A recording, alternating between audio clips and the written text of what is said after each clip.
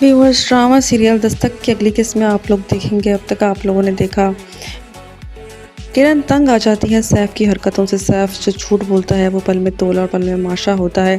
उसे कुछ समझ ही नहीं आता, वो कभी गुस्सा हो जाता है, कभी पैनिक कर जाता है और कभी बहुत ही अच्छा हो जाता है। अपने घर वालों के दबाव में आकर उसने शादी तो कर ली होती है, लेकिन उस शादी को निभाना उसके लिए बहुत ही ज़्यादा मुश्किल हो रहा होता है।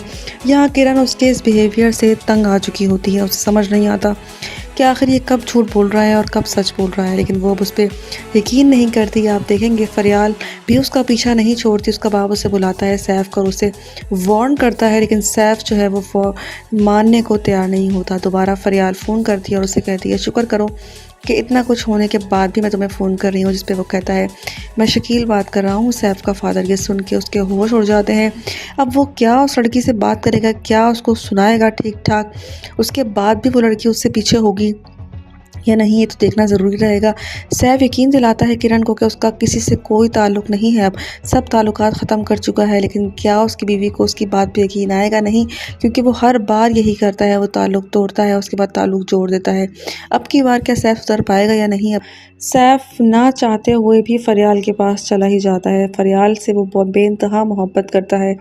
वो अपनी बीवी को यकीन दिलाने की कोशिश करता है कि ना चाहते हुए भी हमारा रिश्ते जुड़े, ना तुम मुझे पसंद करती हो ना मैं तुम्हें पसंद करता हूँ, उसके बावजूद हम साथ रह रहे हैं ना।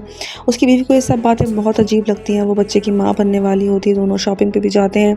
सैफ की रवैये में कभी तब्दीली आती है, कभी वो दोबारा वैसे हो जाता है। उसको समझना बहुत ही मुश्किल हो रहा है उसकी बीवी को। उसके लिए उसका बाप भी उसको वार्न करता रहता है, लेकिन सैफ को कोई बात समझ नहीं आती। जैसे ही फरियाल उसको फ़ोन करती है, वो दोबारा से सारी बातें भुलाकर और दोबारा से अपनी बीवी के पल्लू से बन जाता है। आप देखेंगे फरियाल जो है वो क्या उसको दोबारा ट्रैप करके उसको नुकसान पहुंचा पाएगी, क्या उसके रिश्तों को कमज़ोर कर सकेगी, क्योंकि फरियाल जो एक ऐसा मोहरा है जो उसके रिश्तों को कमज़ोर कर रहा है। क्या उसका बाप फरियाल को आड़े हाथों लेगा या नहीं? अपनी राय का इजहार हमें कमेंट में करें। मज़ीद रिव्यूज़ के लिए हमारे चैनल को सब्सक्राइब करें। शुक्रिया। इस तरह से किरण हर चीज़ फेस कर रही होती है। किरण बच्चे की माँ बनने वाली होती है। घर वाले सैफ को जब डांटते हैं, जो सैफ का रवैया किरण के साथ अच्छा हो जाता है, लेकिन जब उसका मोमिना से बात होती है तो उसका रवैया दोबारा उसके साथ गलत हो जाता है। यहाँ सैफ के जो है रंग बदलते जा रहे हैं, कभी कुछ होता है कभी कुछ होता है। अपनी बीवी से कहता है वो सब कुछ छोड़ चुका है, मुझे औरत की इज़्ज़त करना आती है, मुझे पता है कि औरत की इज़्ज़त किस तरह की जाती है। उसके बाप की बात हो जाती है।